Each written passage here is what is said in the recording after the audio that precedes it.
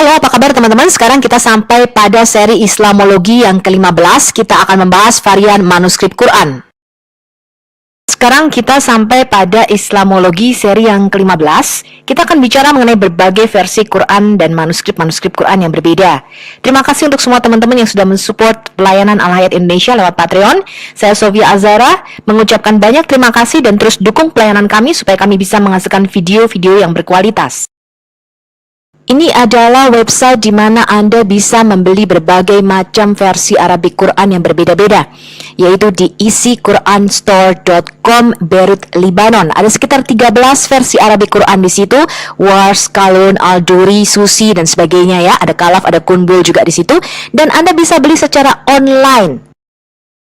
Yang kedua, Anda bisa membelinya lewat www.daralfikr.com. Di sini Anda bisa membeli lebih dari 24 versi Arabic Quran yang berbeda-beda. Anda tinggal klik online di situ dan tinggal beli Qurannya. Pada video kita yang sebelumnya kita sudah belajar sejarahnya bagaimana Quran ini distandarisasi atau dikanonisasi sampai jadi versi Hafs yang sekarang ini dipegang oleh mayoritas Muslim di seluruh dunia. 24 ya. Nah, saya hanya akan mengulang sedikit saja. Ini adalah 7 qiraat atau 7 bacaan yang distandarisasi oleh Ibn Mujahid, kemudian ditambahkan 3 oleh Al-Jazari dari sekitar 50 lebih versi bacaan yang beredar saat itu yang berbeda-beda.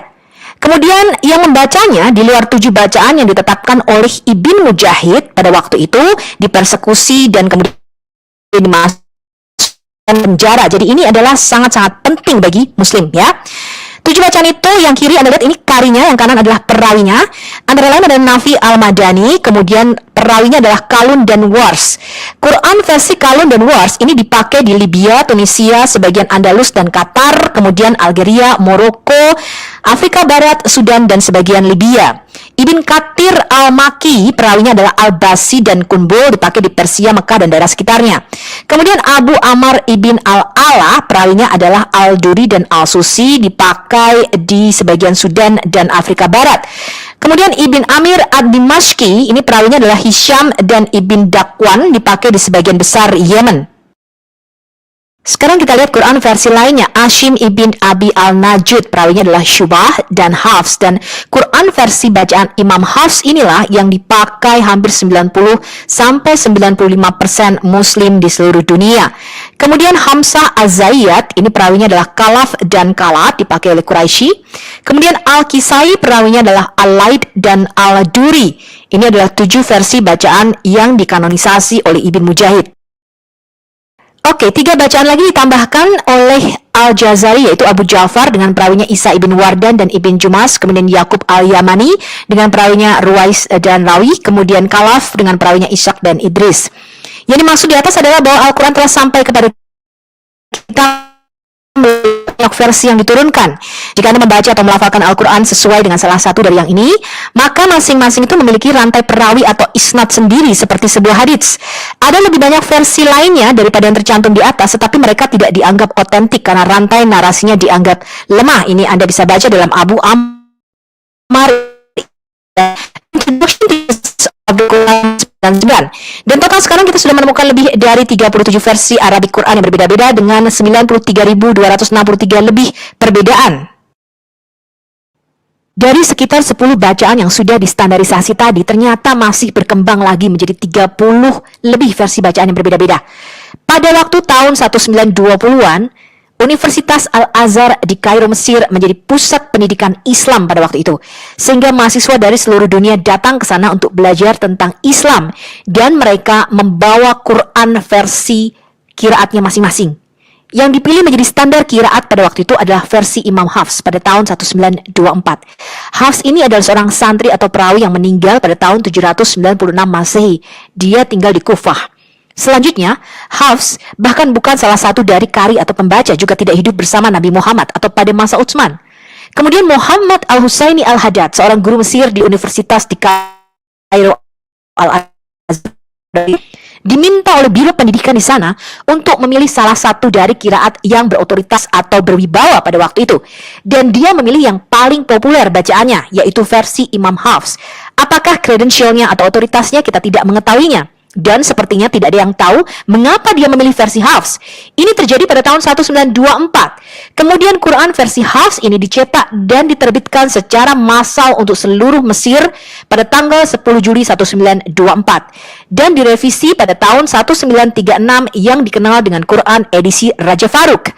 Kemudian Quran 1924 ini diedarkan di seluruh dunia dengan dukungan Arab Saudi pada tahun 1985 yang dikenal sebagai edisi Royal Cairo 1924 atau edisi Raja Fuad. Quran versi lainnya yang berbeda pada waktu itu ditenggelamkan di Sungai Nil. Anda bisa baca di dalam bukunya Profesor Gabriel Said Reynolds, The Quran in its Historical Context halaman 3. Salah satu kolega daripada Profesor Gabriel Said Reynolds adalah orang Indonesia dan saya bangga dengan orang-orang Indonesia yang bersekolah di luar negeri karena mereka pasti lebih cerdas, IQ-nya gorila. Jadi kalau Anda mau mendengarkan YouTuber apologis, jangan YouTuber kelas kacangan teman-teman ya. Kalau Anda mau mengambil rujukan, pakai rujukan orang-orang yang sudah menerbitkan bukunya, menerbitkan papernya, dan itu yang akan kita bahas. Jangan lulusan-lulusan yang nggak jelas ya, apalagi yang tidak pernah belajar teologi ya. Ini adalah Profesor Munim Siri, dia adalah asisten profesor teologi di University of Notre Dame. Dia mendapatkan gelar PhD dari Universitas Chicago Divinity School tahun 2012. Profesor Munim Siri menyelesaikan studi sarjana dan pasca sarjana di International Islamic University di Islamabad, Pakistan, dan gelar master dari University of California, Los Angeles, UCLA. Minat akademisnya meliputi studi Al-Quran, hubungan antar agama, teologi politik, pemikiran Islam modern, agama dan budaya Asia Tenggara. Bersama dengan Profesor Gabriel Said Reynolds, dia adalah editor jurnal Islam dan Christian Muslim Relations. Dia menulis buku antara lain The Concept of Islam as Religion and State was a late construction, it ended in value in early Islam, Budi Kritik, The Literary Center and the Reading Group Singapore tahun 2018. Dia juga menulis Other Religions in Andrew Rippin Edition, The Blackwell Companion to the Quran, Second Edition tahun 2017. Kemudian dia menulis What Makes Modern Tafsir Modern, A Closer Look at Hamka's Tafsir Al-Azhar in Andrew Rippin Edition, The Quran in the Malay Indonesian World Interpretation, Routledge tahun 2016, Reinterpreting the Quranic Criticism of Other Religions in Anglican World, and Michael Sells Edition, Quranic Studies Today, Routledge tahun 2016. How is the One God Expressed So Differently? Syndicate Theology, November tahun 2016. Dan The Quran and Its Polemical Context Between Chronological and Literary Approaches, Al-Bayan Journal of Quran and Hadith Studies tahun 2015. Dan Anda bisa juga membeli bukunya di dalam bahasa Indonesia. Mari kita diskusikan tentang sejarah teks Al-Quran. Lagi-lagi ya, kita cenderung menganggap sejarah teks Al-Quran itu sebagai sesuatu yang unik, sesuatu yang berbeda dibandingkan kitab suci agama-agama lain. Karena semua kitab suci agama lain itu formasi dan kanonisasinya menjadi seperti yang kita lihat sekarang itu terjadi dalam waktu yang panjang. Ya, kitab Taurat yang kita sebut sebagai the Hebrew Bible, kitab Ibrani itu membutuhkan ribuan tahun dari sejak Nabi Musa. Kitab New Testament atau keseluruhan the Bible, Alkitab. Jadi pada tahun 200 sekian Alexandria itu masih atau orang pertama yang mengusulkan daftar isinya yang kita sebut sebagai Alkitab sekarang. Artinya proses membutuhkan lebih dari 200 tahun. Demikian juga kitab agama lain. Vedas menjadi kitab seperti yang kita lihat sekarang itu baru terjadi abad ke-18. Ketika Vedas, ya kitabnya orang Hindu itu dikumpulkan oleh seorang yang dikenal sebagai the fathers of religious studies. Itu menarik sekali. Justru yang mengumpulkan kitabnya orang Hindu, itu orang Barat, itu penjajah. Yang sekarang kita kenal sebagai kitabnya orang Hindu. Jadi semua kitab suci, ya, proses kanonisasinya menjadi kanon kitab standar itu terjadi membutuhkan ribuan, ratusan dan ribuan tahun. Nah, apakah Al-Quran itu suatu pengecualian? Seberapa yakin kita bahwa Al-Quran teksnya sudah fix seperti yang kita lihat sekarang itu pada periode Abu Bakar dan Utsman bin Affan. Kita sangat meyakini memang bahwa kitab Al-Quran yang sampai kepada kita sekarang itu diproduksi pada periode Utsman bin Affan. Ya, itu keyakinan kita. Ya, kalau Anda lihat Quran yang ada di depan kita ini, kita yakini ini adalah kitab yang sama yang diproduksi pada periode Utsman bin Affan. Ya. Jangan salah, kitab yang ada Al-Quran yang ada di depan kita itu diproduksi tahun 1924 di Kairo. Ya, belakangan sekali. Jadi kitab Quran standar yang ada di mana-mana, termasuk yang di depan kita sekarang, itu adalah produk dari komite yang dibuat oleh Menteri Dalam Negeri di Mesir dan terbit pertama kali tahun 1904. Dan kenapa kemudian lahir menjadi kitab standar? Karena waktu itu, seperti halnya sekarang, Mesir itu menjadi kiblat orang-orang yang ingin mencari ilmu dari berbagai negara. Nah, para mahasiswa yang datang ke Mesir, itu umumnya membawa Qur'annya sendiri-sendiri. Ada yang membawa dari Yaman, ada yang membawa dari Turki, dari Jakarta, dari Indonesia. Dan dalam banyak edisi, ada perbedaan-perbedaan. Ya, kan terutama di Yaman, di Maroko, mereka membaca Quran dengan cara berbeda dengan kita. Itu harus kita tahu.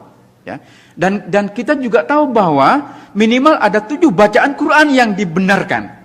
Jadi ketika Al-Quran versi tertentu yang diterbitkan oleh satu negara berbeda, bukan salah, karena mereka menuliskan itu sesuai dengan bacaan yang mereka ikuti. Bacaan yang umumnya diikuti oleh kita di Indonesia itu bacaan Asim. Nah, di negara-negara lain mereka menggunakan bacaan yang berbeda. Nah, ini bagi pemerintah Mesir dikhawatirkan akan membingungkan ketika mahasiswa dari berbagai negara itu membawa versi yang berbeda-beda. Maka kemudian dibentuklah satu komite untuk menyatukan versi Al-Quran. Setelah melalui berbagai perdebatan, karena banyak yang tidak setuju, termasuk juga untuk mencetak Al-Quran, karena khawatir bahannya najis katanya. Apalagi mesinnya dibuat oleh orang kafir. Jadi banyak yang tidak setuju bahwa Al-Quran itu akan dicetak. Tetapi walaupun ada banyak penolakan, komite yang dibentuk oleh Kementerian Dalam Negeri di Mesir berhasil menerbitkan pertama kali tahun 1924. Karena sokongan rial Saudi Arabia yang luar biasa, maka kemudian dengan sponsor uang Saudi, Al-Quran yang diterbitkan tahun 24 itulah yang kemudian disebar ke seluruh dunia, termasuk yang kita miliki di Indonesia sekarang. Jadi Al-Quran standar yang kita miliki itu produk tahun 1924. Ya. Nah, oke, sudah. Tapi kan bukankah di depannya ditulis Rosem Osmani? Ya. Setiap Quran biasanya dipakai artikel Rosem Osmani. Artinya ini naskah berasal dari Utsman. Itu kan yang kita yakini. Oke, baik. Tapi apakah benar Al-Quran yang kita memang ini sensitif ya? Saya sebenarnya takut ngomong Quran itu. Iya, atau kita skip Qurannya, karena ini kitab suci yang paling sensitif kita omongin. Ntar saya dibilang ini kok mengkritik Al-Quran. Saya tidak mengkritik Al-Qurannya ya. Ini harus Anda pahami. Yang saya persoalkan itu adalah sejarahnya, sejarah teks, pemahaman historis kita tentang bagaimana Al-Quran ini terbentuk. Jangan saya ngutip, ini katanya orang lahir di ngajar di barat mengkritik Al-Quran. Tidak benar, saya tidak mengkritik Al-Quran. Yang saya persoalkan adalah pemahaman historis kita tentang bagaimana Al-Quran sampai kepada kita sekarang. Itu yang menjadi concern saya. Ya. Jadi seperti halnya kitab-kitab suci agama lain, Al-Quran pun sebenarnya formasinya atau kanonisasinya menjadi kitab yang ada sekarang itu terjadi secara gradual. Dengan merujuk kepada sumber-sumber kita sendiri, kita sebenarnya juga dihadapkan kepada gambaran tentang kanonisasi teks Al-Quran yang tidak sesederhana yang kita bayangkan. Kalau Anda baca kitab Ibnu Abi Daud Al-Sijistani yang berjudul Kitabul Masahif, ya, bahkan judulnya saja menarik, Kitabul Masahif. Artinya Masahif itu jamak dari mushaf. Artinya lebih dari satu mushaf, ada banyak mushaf. Ya. Nah, Al-Sijistani ini bercerita tentang inisiatif dari khalifah kelima dari Bani Umayyah, namanya Abdul Malik bin Marwan. Jadi Abdul Malik bin Marwan, khalifah kelima dari Bani Umayyah, bersama gubernurnya di Irak bernama Hajjaj bin Yusuf, mereka berdua membentuk satu komite untuk mengedit Al-Quran. Coba bayangkan, proses editing Al-Quran itu masih terjadi pada masa Abdul Malik bin Marwan. Dan di antara anggota komite yang dibentuk oleh Abdul Malik bin Marwan ini, mereka berjumlah 6 orang, itu terjadi perdebatan tentang bagaimana ini dibaca, apa yang perlu dimasukkan, apa yang tidak dimasukkan. Ya memang, ya ini kitab suci kita ya, masa iya Quran diedit gitu. Terus apa bahasa yang lebih sopan kira-kira? Mengedit Al-Quran itu kan berat sekali ya. Saya paham, Anda pasti susah menerima ini, ya. Paham, Tetapi gini lah, ulama-ulama awal itu masih berdebat tentang apa yang perlu dimasukkan, apa yang dihilangkan, apa yang salah, apa yang benar. Ya. Mereka dulu tuh terbiasa berdebat tentang ini. Kita yang hidup di abad 21 itu lebih picik pikiran kita. Kita lebih tertutup. Ya. Maka Al-Quran ini sekarang menjadi kitab yang tidak mungkin kita otak-atik.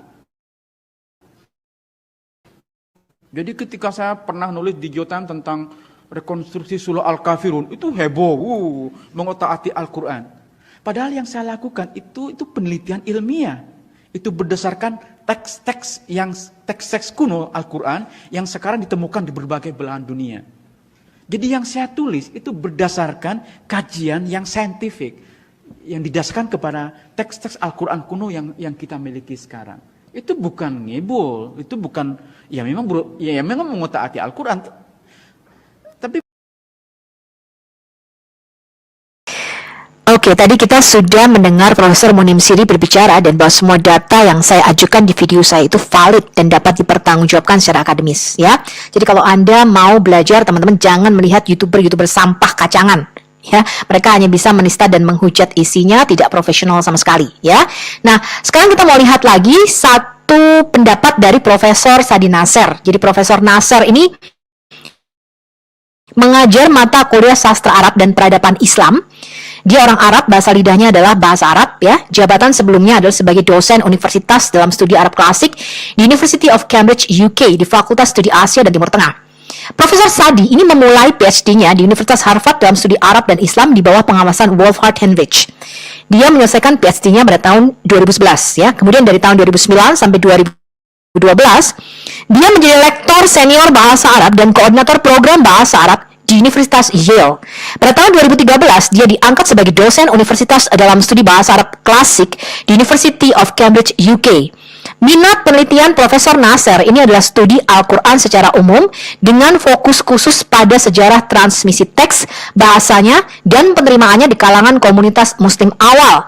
Kemudian dia meneliti puisi Islam, masa-masa pra-Islam dan pada awal-awal perkembangan Islam, sastra akbar, dan transmisi hadits juga merupakan salah satu minat penelitian Profesor Nasser. Nanti kita akan bahas secara khusus mengenai pengaruh puisi Arab klasik di dalam Quran. Jadi kalau Anda dialog dengan muslim teman-teman, mereka selalu mengatakan bahwa Quran yang diterjemahkan dalam bahasa Inggris, kemudian bahasa Indonesia, itu bukan Quran. Kenapa teman-teman? Karena Quran itu berupa sajak-sajak atau puisi-puisi, ya seperti pantun. Huruf akhirannya tuh biasanya sama, teman-teman. Makanya begitu diterjemahkan, itu Anda akan kehilangan rasa bahasanya. Ya, jadi sama seperti puisi dalam bahasa Indonesia, teman-teman. 2-3 pulau terlampaui, dari kumpulannya aku terbuang. Begitu Anda terjemahkan di dalam bahasa Inggris, Anda itu akan kehilangan esensinya. Anda harus mengerti budaya dan bahasanya untuk Anda mengerti apa yang dimaksud dengan penulisnya. Karena Quran ini merupakan puisi atau sajak-sajak, teman-teman. Beda dengan Alkitab kita. Kalau Alkitab itu berupa narasi. Kalau Anda terjemahkan itu dibaca gampang. Tapi kalau puisi itu nggak bisa terjemahkan. Ya, nah, ketika saya membaca sirah-sirah Nabawiyah, teman-teman, saya begitu terkejut. Ternyata puisi Arab klasik itu sangat mirip dan banyak kata-katanya itu masuk di dalam ayat-ayat Al-Quran. Nah, nanti kita lihat penelitian Profesor Sadi Nasir mengenai pengaruh puisi Arab klasik di dalam Quran.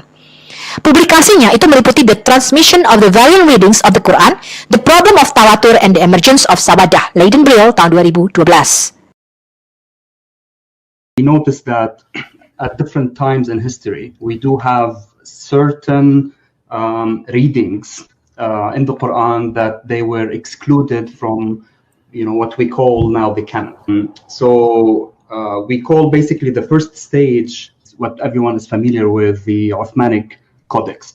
And this is the first canonization process where the readings or the codices of the companions of Muhammad, they were excluded based on the Codex of Uthman. So even though Uthman's attempt to limit the variants of the Quran to one codex, variant readings kept multiplying. And this is evident from the early works of grammar and exegesis that we have, that you have uncontrollable amount of variants that Muslims were using and circulating among themselves.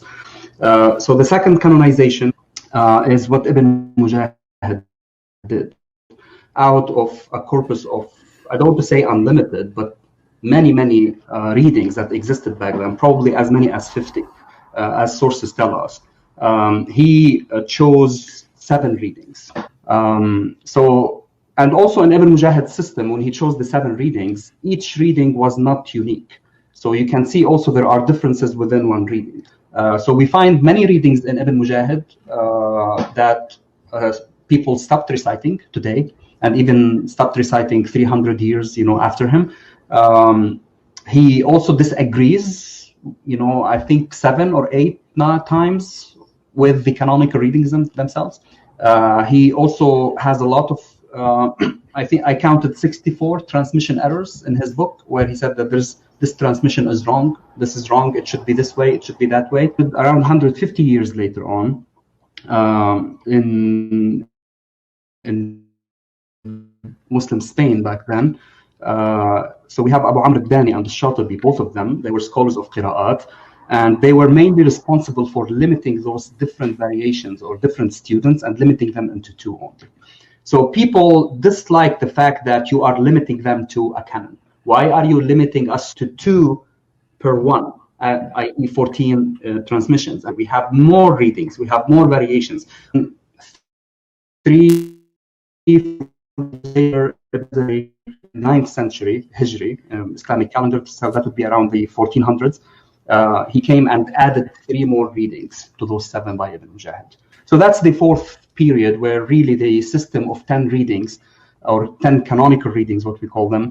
And then what I call the 5th canonization, it's the 1923-1924 Cairo edition of the Quran, based on Hafs and Asim. Most Muslims became familiar with that variety, mainly due to the publication, of that codex or that, Mus'haf in Cairo.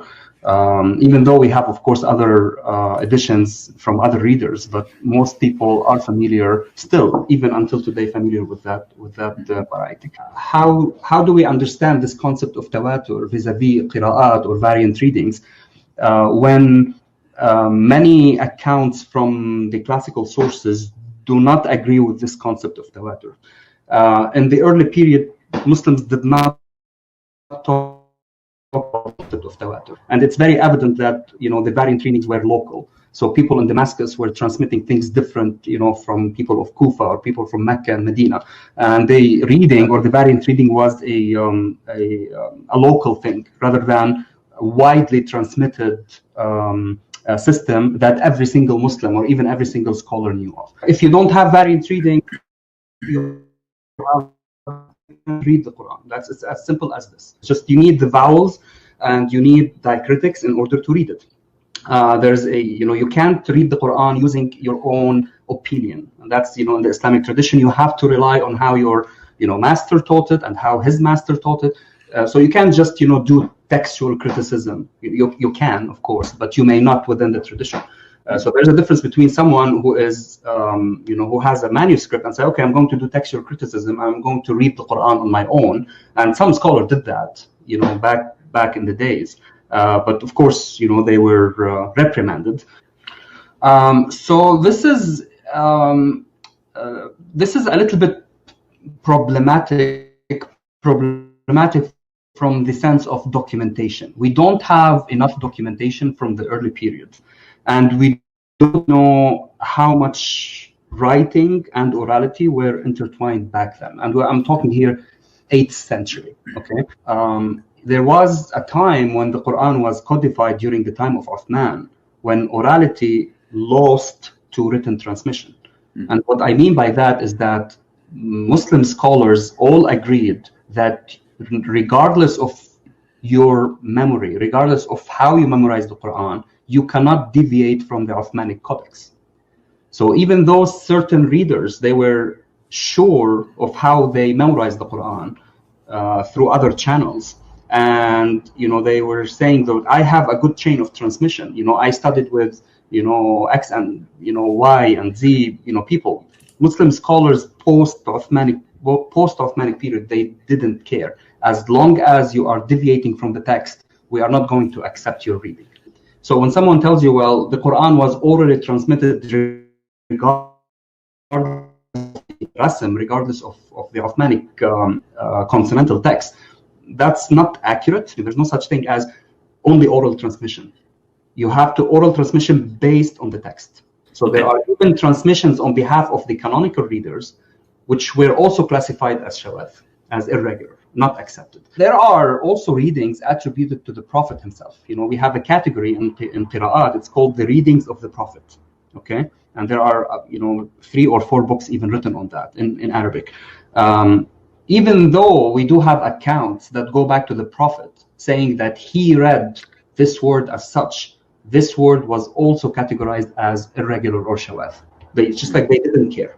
As long as the readings deviate from the Uthmanic Codex, we will consider them to be irregular or shawaz. Even though we know that the Prophet might have read as such, and we also know that the other companions might have read as such. However, the Codex of Uthman abrogated all other codices, abrogated all other readings, and we are going to stick with that. We also have, information from Iraq, from Kufa, that people kept reading according to the codices, let's say, of Ibn Mas'ud, even, 150 years after Uthman. So it's uncontrollable in a sense. People were still reading according to the Codex of Ibn Mas'ud, which is different from the Codex of Uthman. In Ibn Mas'ud is very interesting because we as also many people pointed out, we have so many accounts about his rejection and his opposition, right, to the committee that Uthman formed.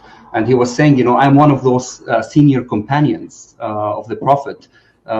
He was criticizing Zayd bin Thabit, the head of the committee. You were a little kid playing with the other kids, and your forelock was dangling from your head while I was taking the Quran fresh from the mouth of the Prophet. We always have to remember system readings or eponymous readings are very, very attached to geography, even until today. If you talk to people, in Morocco, they are very proud of their Welsh reading. You have people in Africa, people are attached locally to their reading. And this was the case also back then. People in Kufa, they were, groupies in a sense. It was the group of Ibn Mas'ud. And they did not want to abandon the reading of Ibn Mas'ud for political reasons. There's a lot of politics happening back then. And we do have, actually, there's an interesting account which you don't find in other accounts. There's you know, some kind of tension between Zayd bin Thabit and Ibn Mas'ud. And actually, sorry, Ibn al-Arabi, not Ibn Khaldun, the jurist. He said that people claimed that Uthman and, you know, sent someone to beat Ibn Mas'ud. It even reached, you know, the stage of beating him and breaking, you know, some of his rib bones because of his opposition to, you know, to the Codex of Uthman. Unfortunately, we don't have manuscripts from that period, but it is very interesting.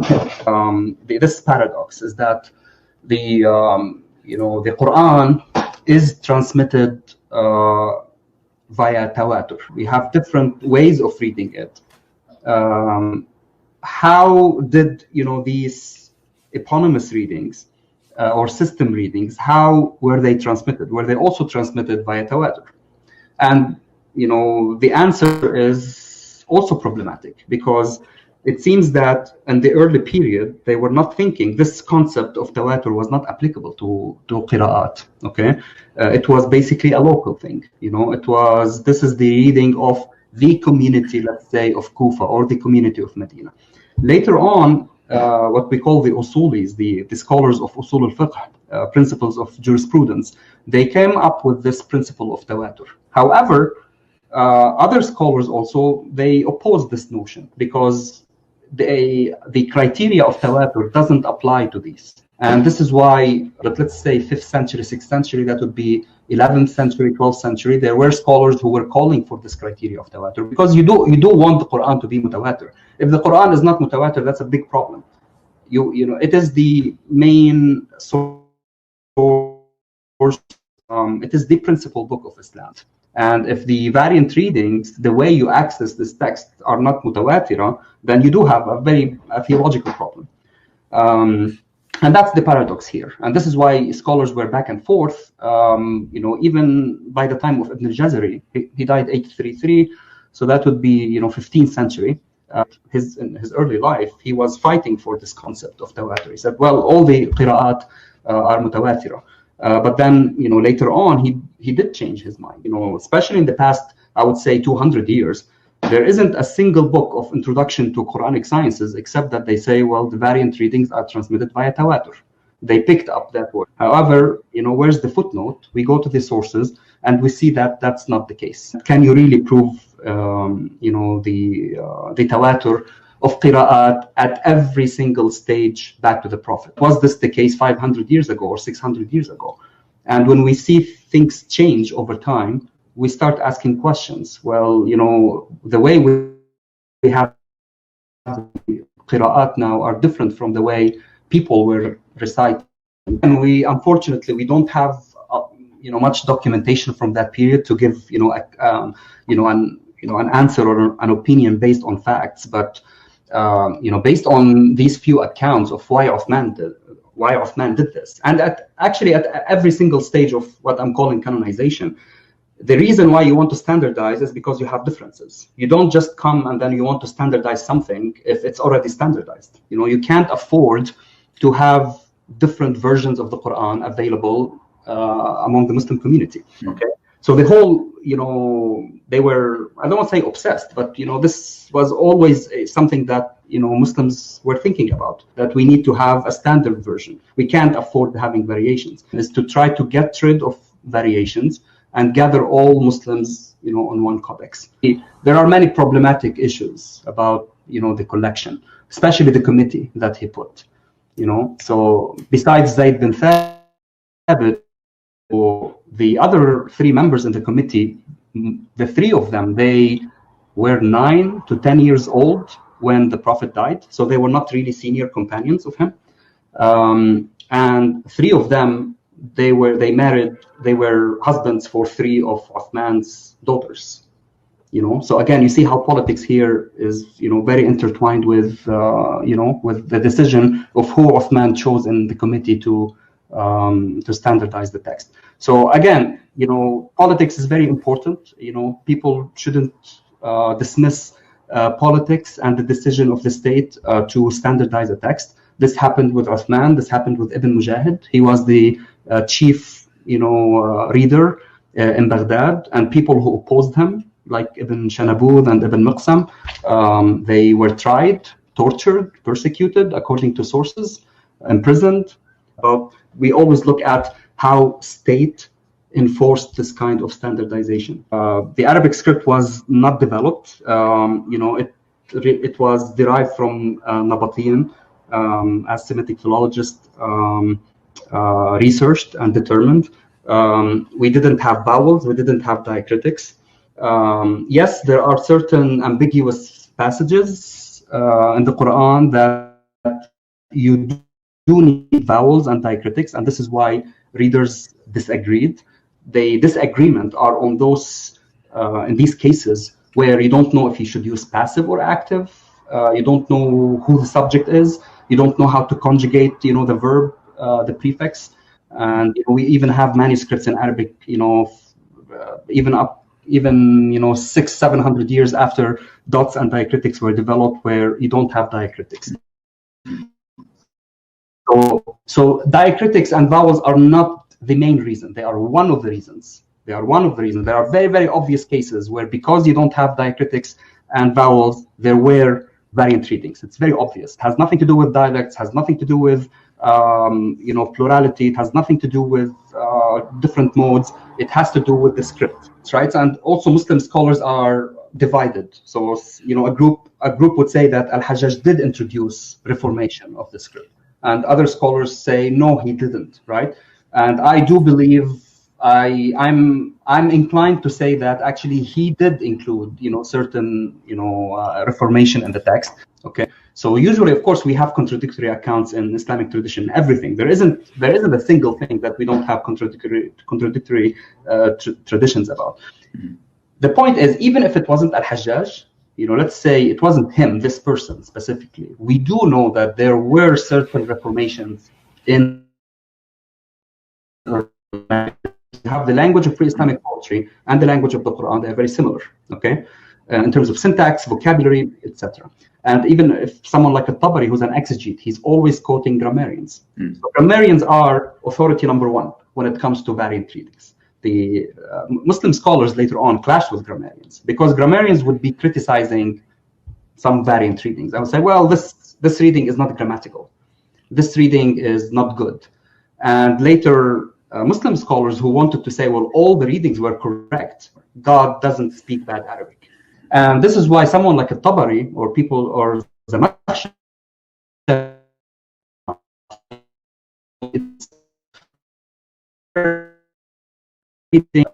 this is Arabs never happened.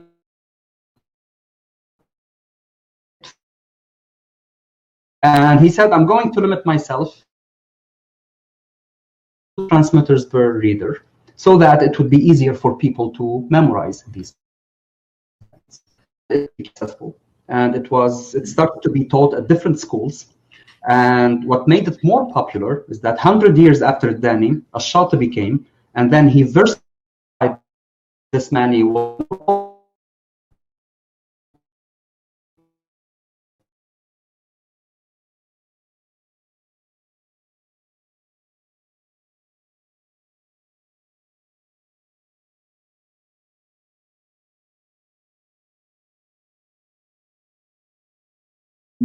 Of Muslim scholars who spent years trying to understand what the ahruf are, and no one knows.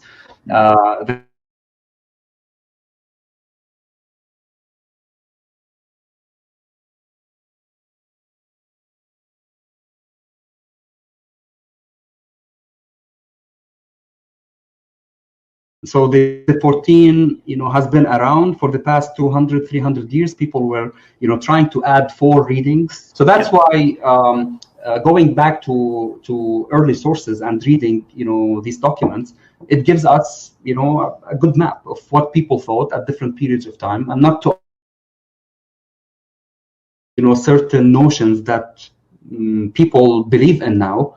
But they were not existent, centuries before. We notice that at different times in history, we do have certain readings in the Quran that context for this criteria of tawatur. To add 4 readings, pada umatmu dengan 3 ayat bersabda pun juga begitu teman. certain notions that Ya, dengan cara menyebutkan perawi Al-Bukhari dan he versified, they put in poetry is but at the end of the day, they're only speculation. Bukhari dan ini dari Imam Muslim. Ya, jadi kapan penulisan sirah But at the end of the day, they're only speculations. Is there a consensus on the number Al-Bukhari dan Muslim itu bukan tulisan Masehi. Utsman mengumpulkan Quran kira-kira tahun 652 Masehi. Some scholars who spent years and years and years trying to understand what the ahruf are, and no one knows. There are speculations, but at the end of the day, they're only speculations. is there a consensus on the number of readings today? You have 3 groups. You have one group that will tell you 7. They have the other group that would tell you 10, and you have a smaller group that would tell you 14. So the system of the 14, has been around for the past 200, 300 years. People were, trying to add 4 readings. So that's why going back to early sources and reading, these documents, it gives us, a good map of what people thought at different periods of time, and not to apply, certain notions that people believe in now, but they were not existent, centuries before. Oke, sekarang kita mau lihat tradisi Islam mengenai kapan penulisan sirah, hadis, tafsir, dan tarik. Kita lihat timeline-nya dulu. Kalau Muhammad itu meninggal kira-kira tahun 632 Masehi, Utsman mengumpulkan Quran kira-kira tahun 652 Masehi, dan Khalifah Abdul Al-Malik bin Marwan itu berkuasa tahun 692 Masehi.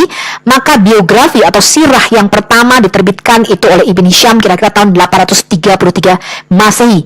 Tapi dalam video saya sebelumnya kita sudah belajar ketika kita meneliti manuskrip daripada sirah Ibn Hisham, ini bukan tulisan tangan Ibn Hisham, melainkan ditulis tahun 1000 Masehi lebih, dan ditulis oleh muridnya yang mengatakan ini dari Ibn Hisham.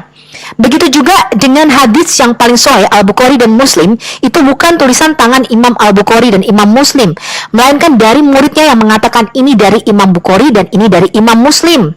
Ya, jadi kalau kita lihat kira-kira tahun Al-Bukhari, ya, dan tafsir dan tarik itu pertama kali ditulis Al-Tabari tahun 923 Masehi. Jadi saksi-saksi mata sudah mati semua.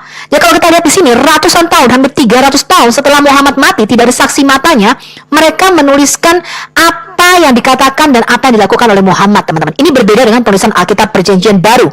Matius sampai Wahyu itu tidak ditulis ya dengan cara menyebutkan perawi atau isnadnya. Ya, Matius misalnya dia tidak menulis ini diceritakan dari ini, dari bapaknya dari kakeknya dari sini dari Yesus. Nggak seperti itu, teman-teman. Karena Matius adalah saksi mata. Dia menulis apa yang dia lihat. Ya, dia duduk makan semeja dengan Yesus, itu yang dia tulis. Kemudian ditransmisikan, disalin terus-menerus oleh gereja-gereja mula-mula pada waktu itu. Begitu juga dengan Rasul Yohanes. Dia tidak menulis ini, ditulis dari ini, diceritakan dari ini, dari bapaknya, dari Yesus. Nggak begitu ya, teman-teman ya. Tapi Rasul Yohanes menulis apa yang kami dengar sejak semula, kami lihat dengan mata kami, dan kami raba dengan tangan kami tentang firman hidup. Itulah yang kami tuliskan kepadamu, kamilah saksi-saksi mata. Jadi semua kitab-kitab kita dari Matius sampai Wahyu, termasuk surat-surat Rasul Paulus, itu ditulis pada zaman apostolik atau pada zaman rasul-rasul masih hidup. Jadi tidak benar tuduhan Rasul Paulus menciptakan kekristenan atau menyelewengkan ajaran para rasul, karena Petrus, Yakobus, dan Yohanes pada waktu itu membaca surat-surat Rasul Paulus dan menyetujuinya. Ya, jadi jangan mau Anda dibodohi oleh muslim-muslim, teman-teman. Ya, mereka hanya menciptakan karangan-karangan idenya mereka sendiri. Ini jelas berbeda. Jadi Alkitab kita itu ditulis pada waktu zaman para rasul masih hidup, zaman apostolik, saksi matanya ada, ya.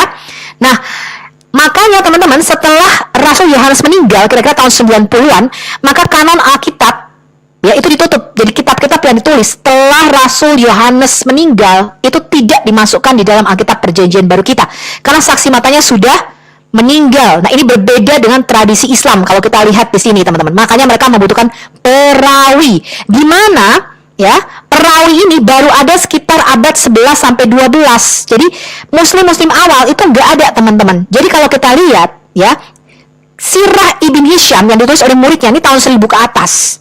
Ya, ini bersesuaian dengan teori mengenai harus ada isnad atau rantai perawinya. Al-Bukhari dan Muslim juga begitu, teman-teman. Ya, ditulis bukan langsung oleh Al-Bukhari dan Muslim, tapi oleh murid-muridnya. Nah, kalau kita lihat ini, teman-teman, rantai periwayat ini baru ada kira-kira abad 11 sampai 12. Yang mereka merujuk, oh ini dinarasikan dari ini. Jadi sangat-sangat terlambat, teman-teman. Ya, nah ini sejarah Islam dan ini adalah sejarah Islam secara akademis yang dapat dipertanggungjawabkan. Anda harus tahu ini, teman-teman. Ini adalah timeline dari kematian Muhammad sampai pada 10 bacaan atau qiraat yang resmi atau official, di mana 7 ditetapkan oleh Ibn Mujahid dan 3 ditambahkan oleh Al-Jazari di tahun 1429 Masehi. Jaraknya ratusan tahun dari setelah kematian Muhammad. Kalau kita lihat Asim bin Abi Al-Najud, kemudian ini diteruskan perawinya oleh Hafs yang sekarang dipakai oleh muslim seluruh dunia. Pasti terjadi perbedaan-perbedaan bacaan karena perubahan bahasa, kosakata selama ratusan tahun. Anda lihat di situ timelinenya terpaut lebih daripada 100 tahun. Kalau pada zaman Utsman, pada zaman Al-Hajjaj, dan pada tahun 1924 di Kairo, umat muslim sampai sekarang berusaha menyatukan bacaan Quran yang berbeda-beda. Dan mereka menyangkal ada banyak versi Quran Arabik yang berbeda-beda. Mereka mengatakan hanya ada satu Quran di seluruh dunia, sama, sampai titik koma suaranya pun tidak berubah, dan dihafalkan oleh kami jutaan muslim di seluruh dunia. Tetapi tidaklah demikian. Dalam video kita yang sebelumnya, kita sudah belajar bahwa menurut Nabi Muhammad sendiri, Quran diturunkan dalam 7 ahruf atau 7 qiraat versi bacaan yang berbeda-beda. Sekarang kita lihat, ini adalah hadis Sahih Al-Bukhari nomor 4653, Kitab Keutamaan Al-Quran. Kita baca lagi ya. Telah menceritakan kepada kami, Abul Yaman telah mengabarkan kepada kami Syuaib dari Az-Zuri. Dia berkata, telah mengabarkan kepadaku Urwah bin Subair dari hadis Al-Miswar bin Maksamah dan Abdurrahman bin Abdul Al-Qari bahwa keduanya mendengar Umar bin Al-Khattab berkata, pada masa Rasulullah Shallallahu Alaihi Wasallam, aku pernah mendengar Hisham bin Hakim bin Hisham membacakan surah Al-Furqan, maka aku pun mendengarkan bacaannya dengan seksama, dan ternyata ia membacanya dengan huruf atau ahruf yang begitu banyak, yang Rasulullah Shallallahu Alaihi Wasallam sendiri belum pernah membacakan bacaan seperti itu kepada aku. Maka aku pun ingin segera menyergapnya di dalam sholat. Namun aku menunggunya hingga selesai salam dan langsung melinting lengan bajunya seraya berkata, siapa yang membacakan surat ini kepada Rasulullah Shallallahu Alaihi Wasallam yang membacakannya kepada aku. Maka aku katakan kepadanya, ini Umar ya berkata kepada Hisham, kamu telah berdusta. Demi Allah, sesungguhnya Rasulullah Shallallahu Alaihi Wasallam telah membacakan surat yang telah aku dengar ini darimu kepadaku. Maka aku pun segera membawanya menghadap Rasulullah Shallallahu Alaihi Wasallam. Aku berkata, wahai Rasulullah Shallallahu Alaihi Wasallam, aku mendengar orang ini membaca surah Al-Furqan dengan cara baca yang belum pernah kamu ajarkan kepada aku. Dan sungguh, kamu telah membacakan surah Al-Furqan kepada aku. Akhirnya Nabi Muhammad berkata, wahai Hisham, bacalah surat itu. Maka Hisham pun membacanya dengan bacaan yang telah aku dengar sebelumnya. Lalu Rasulullah Shallallahu Alaihi Wasallam berkata, seperti inilah surah itu diturunkan. Kemudian beliau bersabda lagi, bacalah wahai Umar. Lalu aku pun membacanya sebagaimana yang telah diajarkan beliau. Kemudian Nabi berkata, seperti itu pula lah ia diturunkan. Dan Rasulullah Shallallahu Alaihi Wasallam berkata lagi, Al-Quran diturunkan dengan sabatu ahruf atau 7 bacaan. Karena itu bacalah sesuai dengan kemampuan kalian. Jadi ahruf itu bukanlah dialek ya, karena Hisham bin Hakim dan Umar bin Khattab ini merupakan satu suku, yaitu suku Quraisy. Jadi mereka berbicara di dalam dialek Quraisy. Ahruf adalah huruf, jadi razamnya ya yang berbeda. Di dalam video yang sebelumnya ketika kita membahas mengenai sabatu ahruf atau 7 ahruf, itu benar-benar ada kata-kata yang ditambahkan dan ada kata-kata yang dihilangkan sehingga membuat kalimatnya bisa berbeda makna. Nah, seberapa besar perbedaannya nanti akan kita lihat di dalam Quran modern sekarang ini. Kita baca dulu, ini adalah hadis Sunan An-Nasai nomor 930 kitab Iftitah atau kitab pembukaan.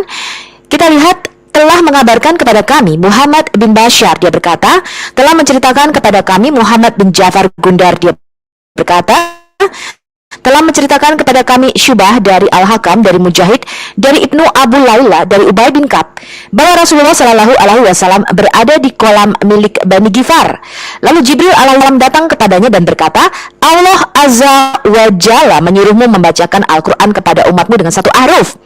Lalu Rasulullah Shallallahu Alaihi Wasallam berkata, aku memohon kepada Allah untuk memberi keselamatan dan ampunannya. Sesungguhnya umatku tidak akan mampu melakukan hal itu. Kemudian Jibril pergi nih, dan datang lagi untuk kedua kalinya, dan berkata, Allah Azza wa Jalla menyuruhmu membacakan Al-Quran kepada umatmu dengan dua haruf. Lalu Rasulullah Shallallahu Alaihi Wasallam berkata, aku memohon kepada Allah untuk memberi keselamatan dan ampunannya. Sesungguhnya umatku tidak akan mampu melakukan hal itu. Kemudian malaikat Jibril datang lagi untuk ketiga kalinya dan berkata, Allah Azza wa Jalla menyuruhmu membacakan Al-Quran kepada umatmu dengan tiga haruf. Lalu Rasulullah Shallallahu Alaihi Wasallam berkata, aku memohon kepada Allah untuk memberi keselamatan dan ampunannya. Sesungguhnya umatku tidak akan mampu melakukan hal itu. Kemudian malaikat Jibril datang lagi untuk keempat kalinya.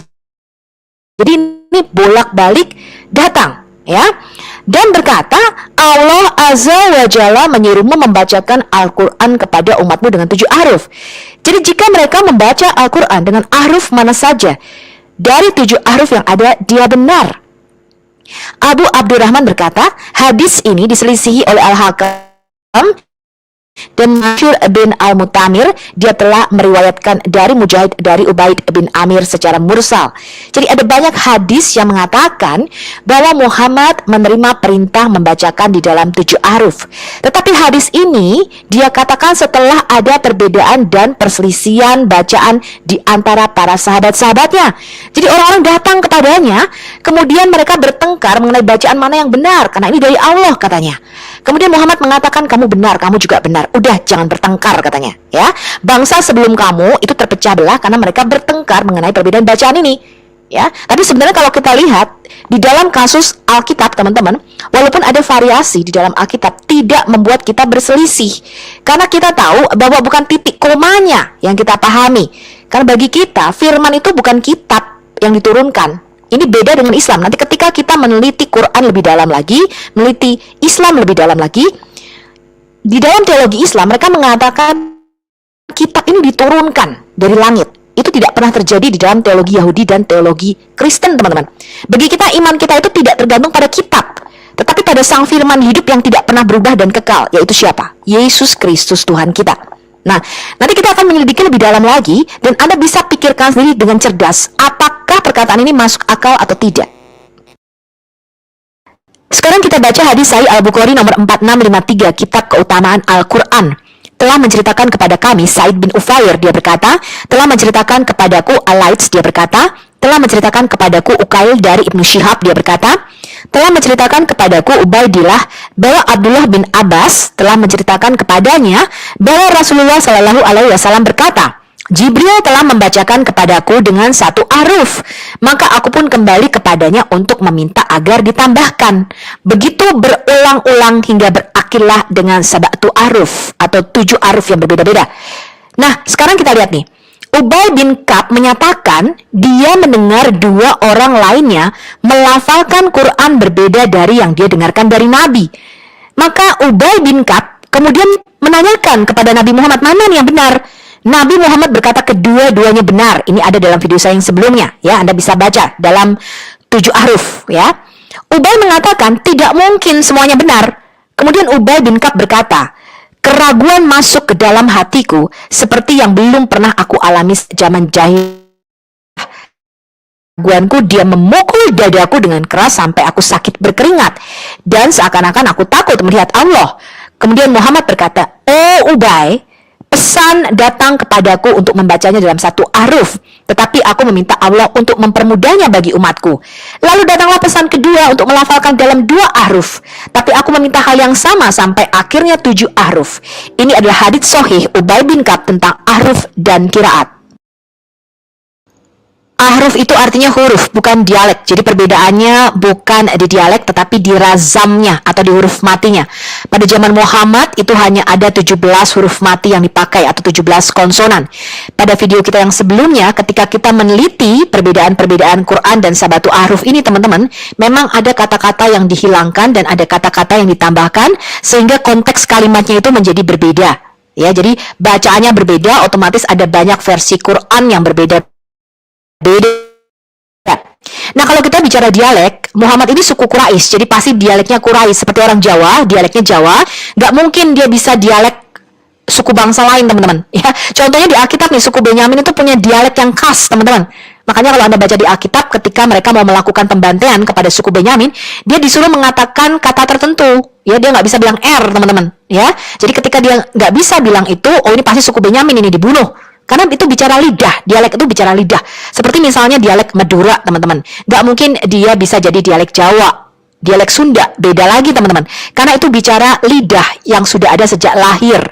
Teman saya orang Jawa Timur, ketika dia bicara bahasa Inggris, pakai dialek Jawa Timur, teman-teman. Bahkan teman saya orang Bali nggak lulus sekolah bahasa Prancis karena dialeknya Bali. Ya, makanya ada Singlish ya teman-teman ya. Orang Singapura kalau ngomong Inggris itu pakai dialeknya dialek Singapura. Jadi adanya Singlish campuran. Nah, dialek inilah yang disatukan oleh Utsman bin Affan ketika dia memerintahkan Said bin Thabit untuk menyatukan semua bacaan Quran. Jadi versi-versi Quran yang ada sekarang ini, perbedaannya itu tidak merujuk kepada sabatu ahruf pada zaman Muhammad. Ya, karena sudah dibakar oleh Utsman, disatukan di dalam bahasa suku Quraisy pada waktu itu. Nah, pertanyaan kita ke Muslim, ketika Muslim percaya bahwa kitab itu diturunkan dari langit, ya, mereka percaya kitab Taurat diberikan kepada Musa, kemudian kitab Injil diturunkan kepada Isa pada waktu Isa masih bayi, baru dikasih kitab Injil. Kenapa kitab-kitab ini tidak diturunkan di dalam 7 bacaan, teman-teman? Ya, apakah semuanya diturunkan di dalam 7 bacaan? Muslim mengklaim ada sekitar 124.000 nabi dan rasul dan 304 kitab-kitab yang diturunkan dalam bentuk suhuf. Jadi ada yang dikasih 10 lembar, ya, ada yang dikasih cuma 5 lembar, ada yang dikasih 6 lembar. Gitu, teman-teman. Ya. Nah, pertanyaan kita, dalam ahruf manakah Quran di Lauh Mahfuz ini ditulis? Apakah di Lauh Mahfuz ini di tablet kekal di surga? Quran sudah ditulis dalam 7 versi yang berbeda, karena arti Quran artinya bacaan. Jadi kalau ada 7 bacaan yang berbeda-beda, artinya ada 7 Quran.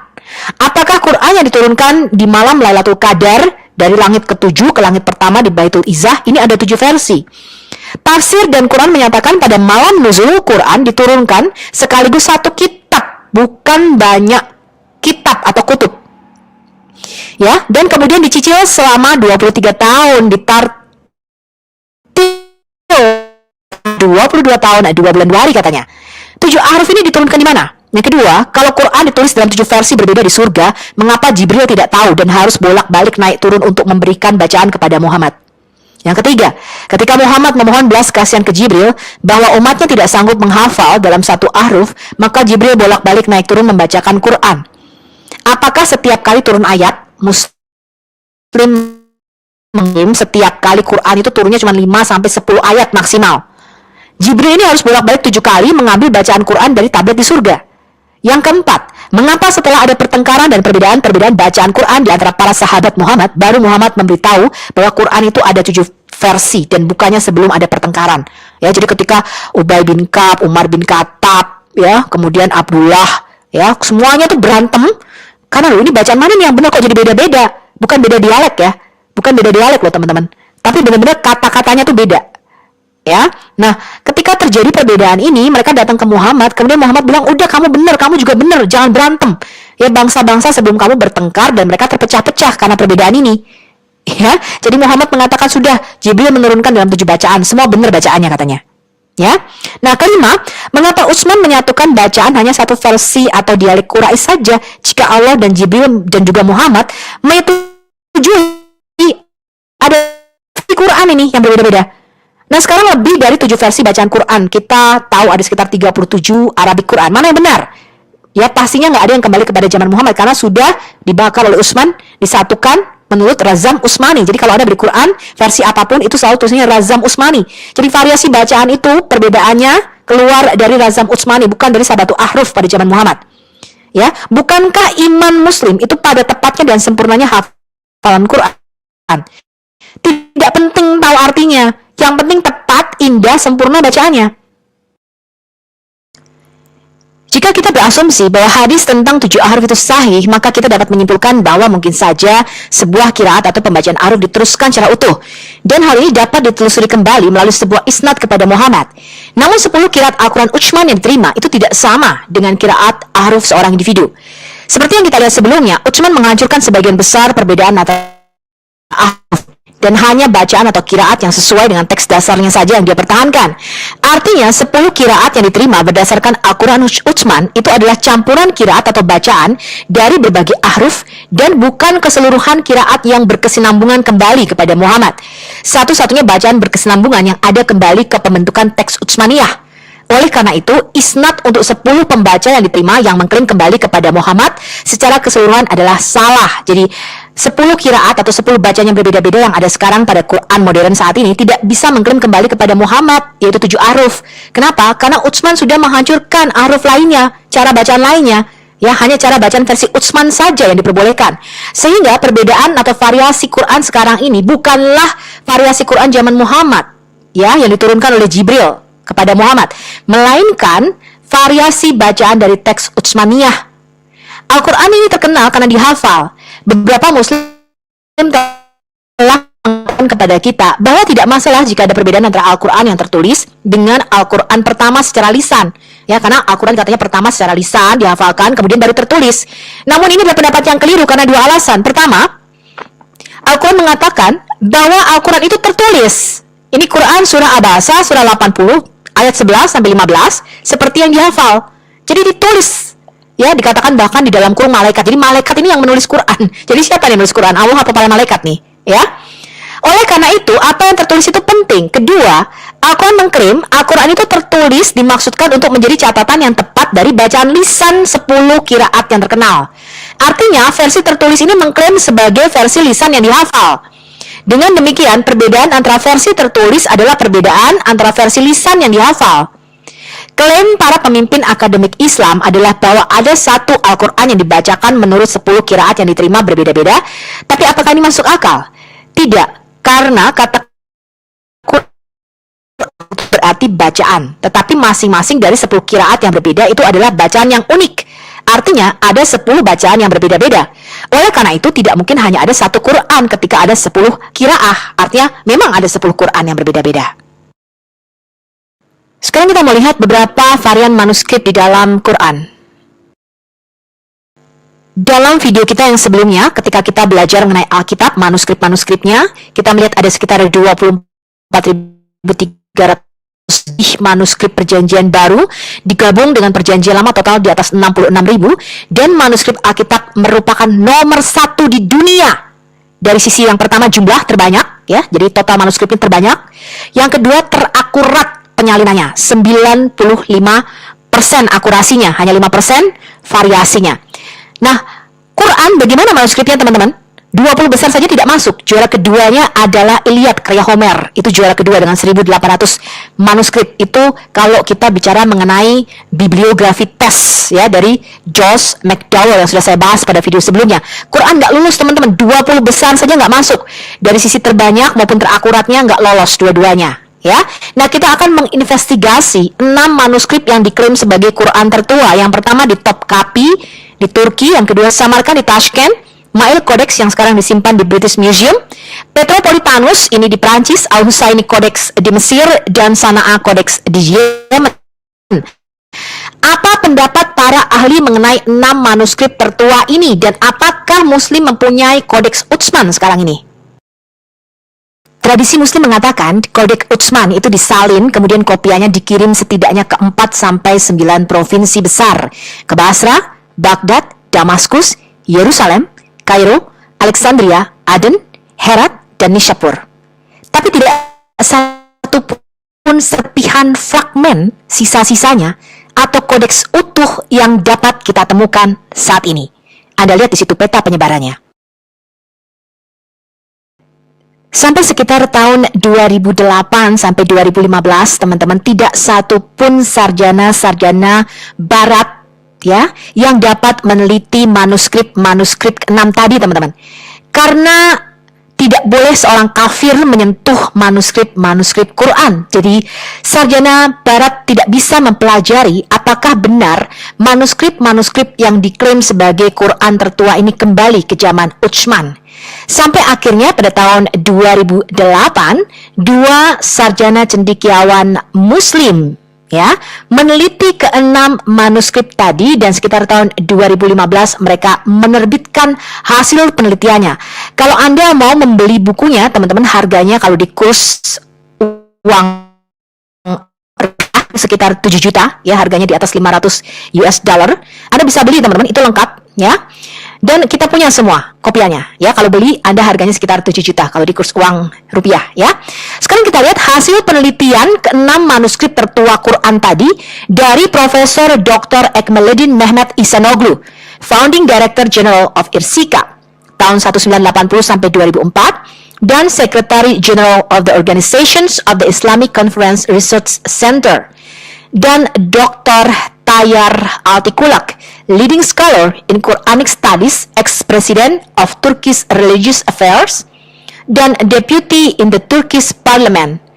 Apa kesimpulan mereka tentang 6 manuskrip Al-Quran awal? Bukunya Anda bisa beli, judulnya adalah Al-Mushaf Al-Sharif. Ya, Profesor Dr. Ekmeledin Ihsanoglu, dia mengatakan, kami tidak memiliki mushaf Utsmanik. Kami juga tidak memiliki salinan dari mushaf-mushaf Utsman itu. Mushaf-mushaf ini berasal dari periode Umayyah dan periode yang kemudian. Apa kesimpulan Dr. Tayyar Altıkulak? Tidak ada karya ilmiah yang serius telah dilakukan pada mereka ke-6 manuskrip Quran ini. Ya, kemudian mushaf-mushaf ini berasal dari awal sampai pertengahan abad ke-8. Mereka bukan mushaf Utsmani, juga bukan salinan yang dikirim olehnya. Sekarang kita lihat dulu manuskrip Topkapi. Apa kesimpulan cendekiawan Muslim? Dr. Tayyar Altıkulak mengatakan ini diberi tanggal pada paruh kedua abad pertama Hijriah dan paruh pertama abad kedua Hijriah, karena ada pengucapan huruf dan titik-titiknya di situ. Yaitu awal sampai pertengahan abad ke-8. Ini ada di dalam komentar Dr. Tayyar Altıkulak, Al-Mushaf Al-Sharif tahun 2007 halaman 81. Analisa paleografi atau tulisan tangan itu menunjukkan huruf yang digunakan baru berkembang akhir abad ke-8 dan awal abad ke-9. Ya, hurufnya adalah huruf Kufi atau huruf Abbasiyah awal menurut klasifikasi Profesor Deruce yang sudah kita pelajari pada video saya sebelumnya mengenai perkembangan huruf dan tulisan Arab.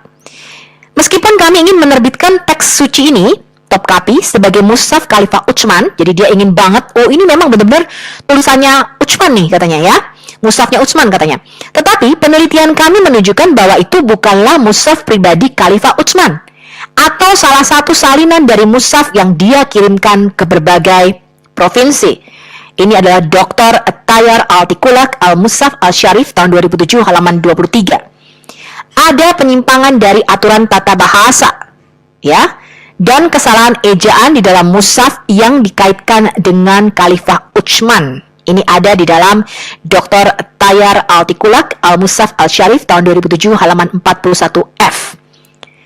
Kemudian dia menyimpulkan ada 2270 contoh di mana ada perbedaan dari kerangka konsonan razamnya, ya, Fat Mushaf. Ini ada di dalam Dr. Tayyar Altıkulak, Al-Mushaf Al-Sharif tahun 2007 halaman 81. Jadi terdapat sekitar 2270 perbedaan dengan Quran edisi Royal Kairo sekarang. Ya, terdapat perbedaan-perbedaan dengan versi Quran Hafs yang dipegang oleh Muslim sekarang, dan 22% Quran hilang dari mushaf atau manuskrip Topkapi ini. Sekarang kita lihat manuskrip Samarkand. Apa kesimpulan cendekiawan Muslim? Jadi bukunya Profesor Ekmeledin Ihsanoglu dan Dr. Tayyar Altikulak ini dalam dua bahasa, ada yang dalam bahasa Arab, ada yang dalam bahasa Inggris. Silahkan Anda mau pilih yang mana kalau Anda mau beli ya. Nah, sekarang apa kesimpulan mereka mengenai manuskrip Samarkand di Tashkent yang dibangga-banggakan oleh Muslim? Dr. Tayyar Altikulak mengatakan Samarkand ini bukan mushaf Utsmani karena berasal dari abad ke-8. Analisa paleografi menunjukkan huruf yang digunakan itu baru berkembang akhir abad ke-8 dan awal abad ke-9. Sama ya, hurufnya adalah huruf Kufi atau menurut Profesor De Roche adalah huruf Abbasiyah awal yang sudah kita bahas pada video sebelumnya. Kemudian ada 6 alasan untuk mendiskreditkan mushaf ini lebih parah nih dibandingkan top copy. Pertama, ejaannya tidak disiplin. Kedua, gaya penulisannya berbeda-beda. Naskah-naskah ini ditulis di lokasi yang jauh di wilayah geografis yang luas selama rentang waktu 1300 tahun. Mereka semua ditranskripsikan oleh juru tulis yang berbeda. Ya, jadi ada banyak orang yang menulis mushaf Samarkand ini, ya. Kemudian ada kesalahan penulisan, ada kesalahan penyalinan. Ditulis oleh seseorang yang tidak berpengalaman.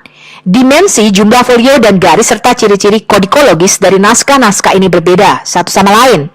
Dengan tambahan kemudian ada beberapa penyisipan kata-kata Allah di dalam manuskrip ini. Samarkand ini hanya memiliki 43 surah, namun di dalam 43 surah itu satu surah lengkap, surah 6, 24 surah sebagian saja, 18 surah tidak ada. Ya, ini ada di dalam Dr. Tayyar Altikulak Al-Mushaf Al-Syarif tahun 2007, halaman 65 dan halaman 71 sampai 72.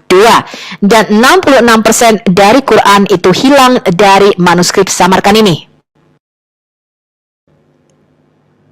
Ada ribuan perbedaan antara manuskrip Samarkand dengan Quran edisi Royal Kairo yang sekarang, teman-teman. Saya hanya akan mengambil beberapa saja. Ini contohnya adalah Quran surah 2 ayat 283, ada penyisipan kata Allah di situ.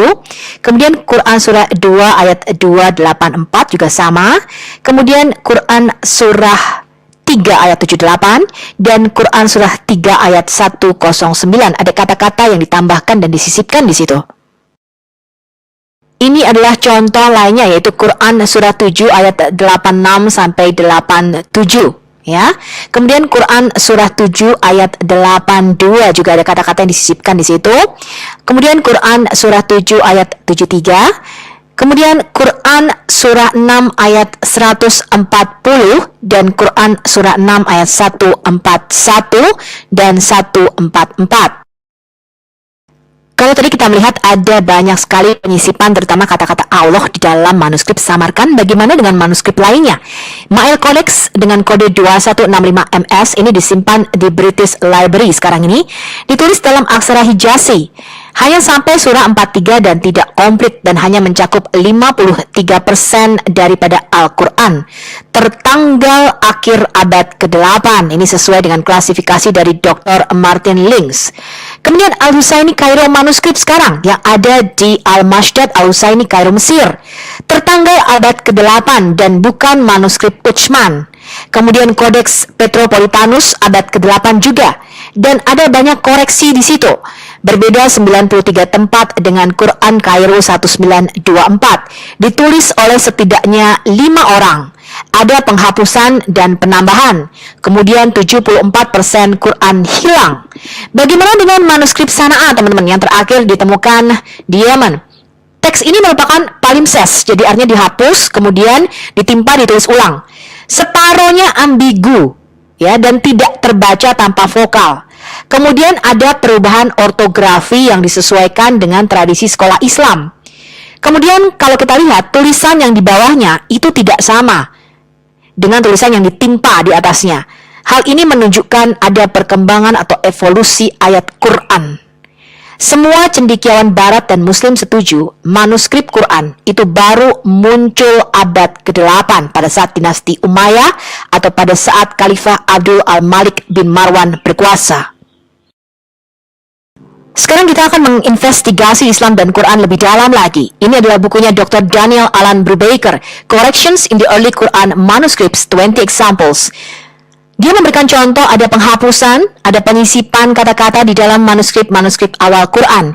Dan dia memberi contoh 20 examples di dalam disertasi bukunya yang diambil dari manuskrip-manuskrip yang disimpan sekarang di Bibliothèque Nationale de France, Paris, yaitu Arabe 327, Arabe 328, Arabe 330, Arabe 331, Arabe 340. Kemudian manuskrip di Masjid Kairo Al-Hussein, yaitu Kairo Al-Musaf Al-Sharif, contoh ke-16. Kemudian manuskrip Dar al-Maktutat di Sana'a. Kemudian manuskrip di Museum of Islamic Art Doha, diambil ada sekitar 4 sampai 5 contoh di situ ya. Dan manuskrip di National Library of Russia St. Petersburg, yaitu Marcel 2, Marcel 5, Marcel 7, Marcel 11, Marcel 13 dan Marcel 21. Kemudian manuskrip di Topkapi Istanbul diambil dari Al-Musaf Al-Sharif, yaitu contoh 1, 11 dan 14. Kita lihat hasil penelitiannya. Ini hanyalah salah satu contoh yang ada di manuskrip Topkapi, yaitu volume 408 yang ditulis di atas vellum. Vellum itu artinya di atas kulit sapi ya. Manuskrip ini sering dikatakan sebagai salinan manuskrip Utsman, tapi hasil penelitian Profesor Ekmeleddin Mehmet Ihsanoglu dan Dr. Tayyar Altıkulak menunjukkan bahwa ini abad ke-8 dan bukan merupakan manuskrip Utsman. Profesor Ekmeleddin Mehmet Ihsanoglu mengatakan, lihat dari iluminasi manuskrip Topkapi, mushaf ini bukan ditulis zaman Utsman ataupun merupakan salinan dari manuskrip Utsman.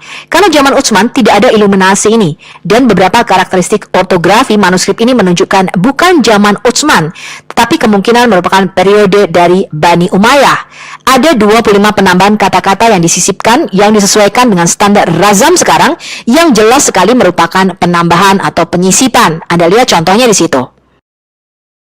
Ini adalah salah satu contoh dari ayat yang ditambahkan di Quran edisi 1924 yang sekarang. Anda lihat di situ ada kata-kata yang dimasukkan dan ditambahkan. Dikatakan gaya penulisan berbeda menunjukkan ada beberapa penulis yang mengkoreksi manuskrip ini. Ini adalah contohnya di mana Quran edisi Royal Kairo 1952 menyisipkan kata-kata tambahan dan mengoreksi edisi Quran 1924, yaitu edisi versi Hafs.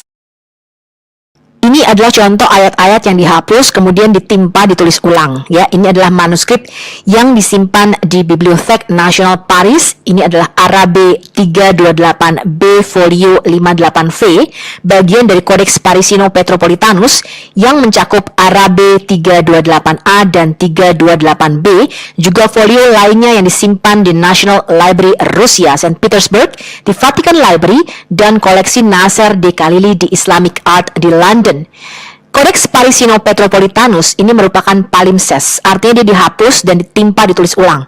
Dan kesimpulan dari Profesor De Roche dan Profesor Mehmet Ihsanoglu, ini bukan merupakan manuskrip Utsman ataupun salinannya. Bisa jadi ini merupakan salinan dari salinan yang kemungkinan ada di Damaskus. Dari style dan pena menunjukkan ditulis oleh beberapa orang yang berbeda-beda. Ya, ini adalah contoh-contohnya di mana di Quran yang sekarang ini edisi Kairo 1924 itu ayatnya dihapus kemudian ditulis ulang, ditimpa, direvisi maksudnya ya.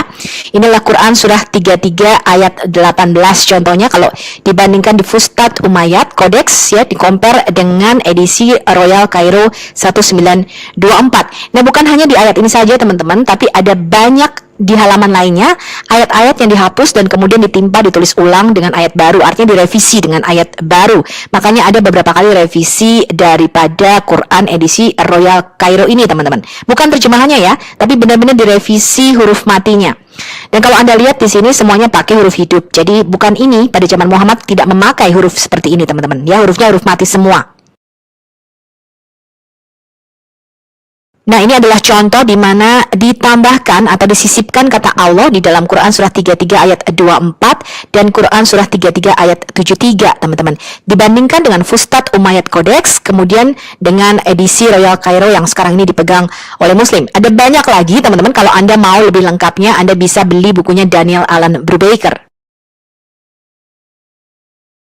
Ini adalah 9 contoh di mana di dalam manuskrip Quran itu disisipkan kata-kata Allah, teman-teman. Jadi ada penambahan kata-kata Allah di situ. Anda lihat yang saya beri lingkaran merah di situ. Penambahan ini termasuk manuskrip yang ditemukan di Sana'a yang merupakan palimpsest atau manuskrip yang dihapus ya, kemudian di scratch, kemudian ditulis ulang ya. Sehingga ada upper text dan lower text-nya. Ya, jadi ada tulisannya di bawahnya yang sudah dihapus dan ada upper text-nya, tulisan yang ditimpa ulang, di mana ada perbedaan kata-kata di manuskrip tersebut dari ayat sebelumnya dan kemudian ditulis ulang dengan ayat yang baru. Nah, Profesor De Roche yang menyelidiki manuskrip yang disebut dengan Codex Fustat Umayyad yang kemungkinan dikanonisasi oleh Al-Hajjaj di masa Abdul Malik bin Marwan mengatakan banyak sekali penambahan kata-kata Allah di dalamnya. Gerard Puin di dalam studi manuskrip Sanaa menyatakan kata Allah itu ditulis dengan ilayah, yang membenarkan teori bahwa vokal A itu diserap dari kognitif Semitik Yah. Ya, ini ada di dalam Quran in its Historical Context halaman 7 dari Profesor Gabriel Said Reynolds.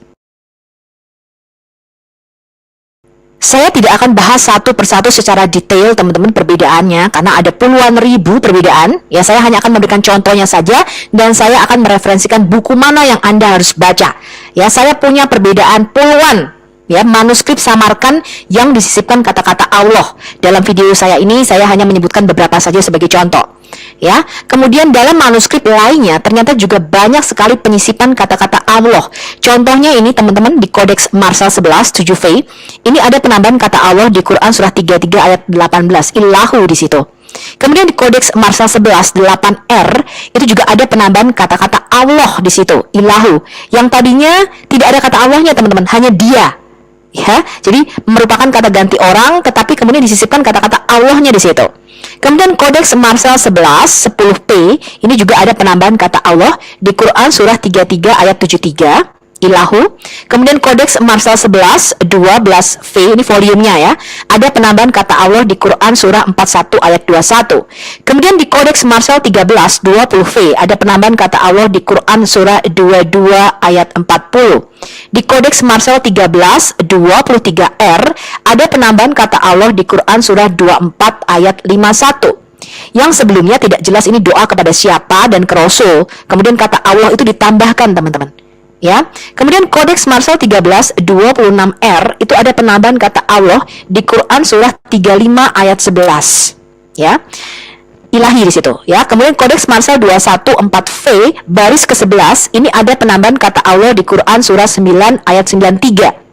Kemudian di Quran Sanaa kodenya 0120.4 itu ada penambahan kata Allah di Quran surah 9 ayat 78. Kalau Anda mau lebih lengkapnya memang Anda harus membeli bukunya. Saya tidak akan membahas secara detail. Saya punya bukunya teman-teman ya. Jadi Anda harus beli bukunya untuk mempelajari perbedaan-perbedaan ini dan mengapa banyak sekali disisipkan kata-kata Allah. Jadi pada kodeks awalnya itu ternyata tidak ada kata-kata Allah ini teman-teman. Ya, kita harus meneliti dan menyelidiki ini teman-teman.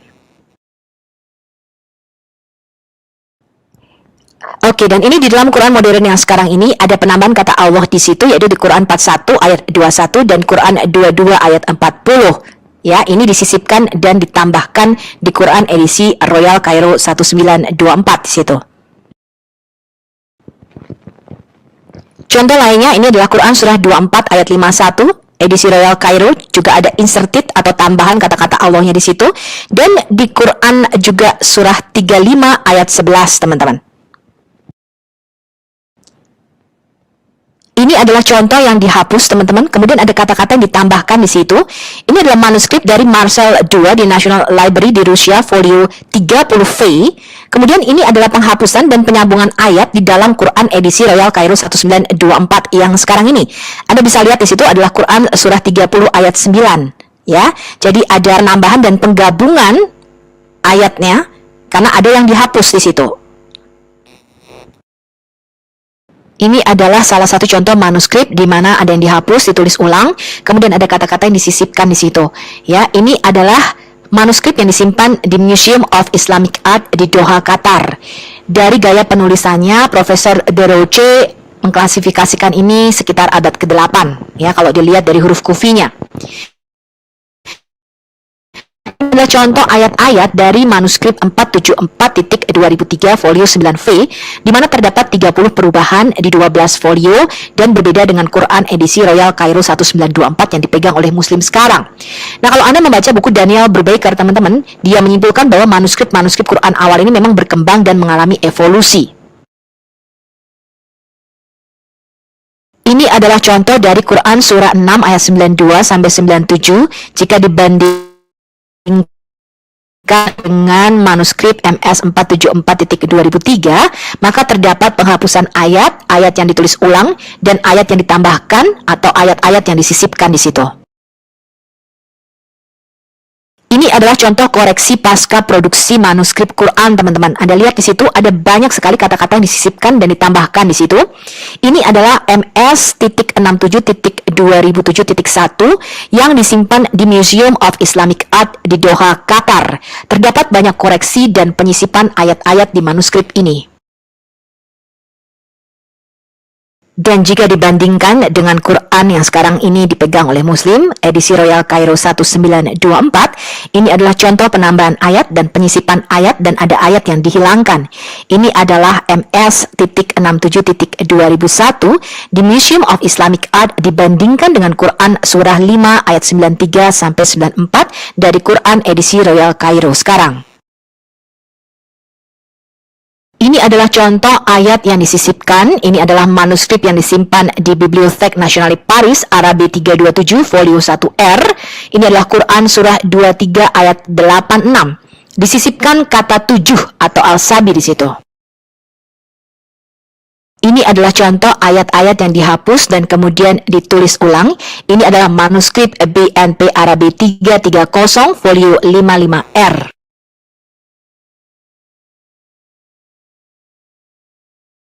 Ini adalah contoh ayat yang disisipkan kata belas kasihan. Ini adalah manuskrip BNP Arabe 327, folio 12V. Ini adalah contoh ayat yang dihapus dan kemudian ditambahkan kata Allah di situ. Ini adalah manuskrip Marcel 5, folio 11R yang disimpan di National Library of Rusia. Ini adalah contoh ayat-ayat yang hilang dari Quran edisi 1924 yang dipegang oleh Muslim sekarang. Ini adalah manuskrip Al-Mashhad Al-Husaini di Kairo folio 33V. Dr. Tayyar Al-Tikulak menyatakan manuskrip ini dari akhir abad ke-8 atau awal abad ke-9. Jadi ini manuskrip-manuskrip paling awal ya. Manuskrip ini mempunyai 44 perbedaan kata ganti dengan versi Utsmanik. Struktur kata dan banyaknya ayat yang hilang memastikan ini bukanlah manuskrip Utsman.